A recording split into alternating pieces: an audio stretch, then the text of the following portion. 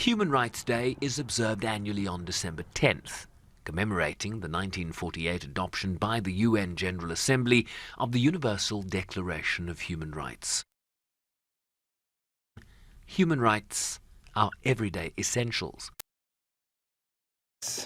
Underfunded, undermined, under attack, and yet powerful, undeterred, mobilizing. This year, no doubt, has been a difficult one, and one full of dangerous contradictions. Funding for human rights has been slashed, while anti-rights movements are increasingly well-funded. And the West Bank, to Ukraine, Eastern DRC and Sudan, to mention a few. Conflict zones where human rights have become an afterthought and where civilians continue to bear the brunt of largely man-made atrocities in a world of growing impunity. Calling for a reality check.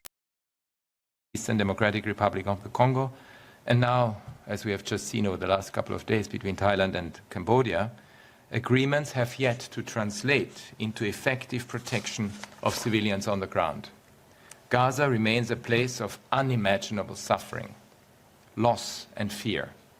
While the bloodshed has reduced, it has not stopped. The DRC armed forces and the Rwandan-backed M23 armed group continue, alongside serious human rights violations and abuses. Civilians again are bearing the brunt. In Sudan, the brutal conflict between the army and the rapid support forces continues unabated. From Darfur and the Kordofan to Khartoum and Omdurman and beyond, no Sudanese civilian has been left untouched by the cruel and senseless violence.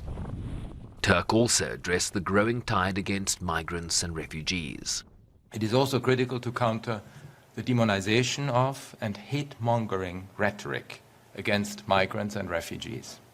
In various countries, worryingly, we are seeing violent pushbacks, large-scale raids, arrests and returns without due process, criminalization of migrants and refugees and those who support them, as well as the outsourcing of responsibilities under international law.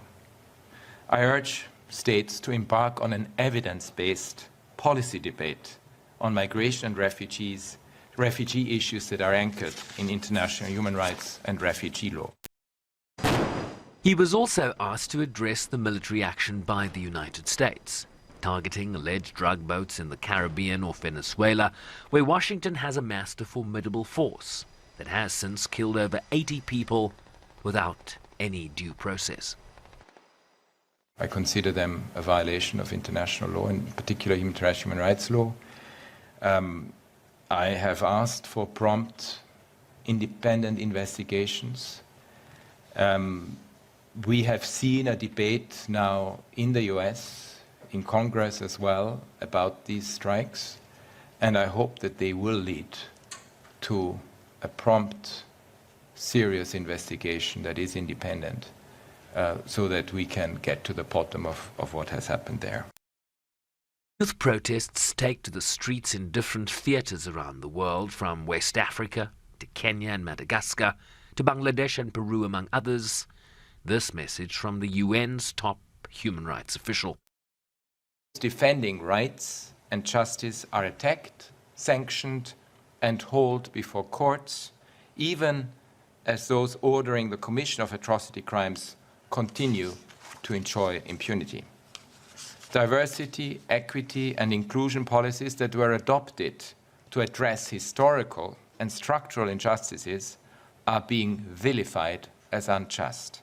I urge governments around the world to harness the energy of these social movements into opportunities for broader transformational reforms, rather than rushing to suppress them or label them as extremist threats to national security.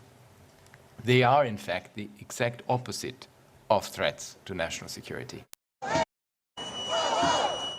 The UN urging collective action to preserve the hard-won gains in the human rights space, to protect the most vulnerable, while safeguarding dignity and freedom for all. Chauvin Ricepies, SABC News, New York.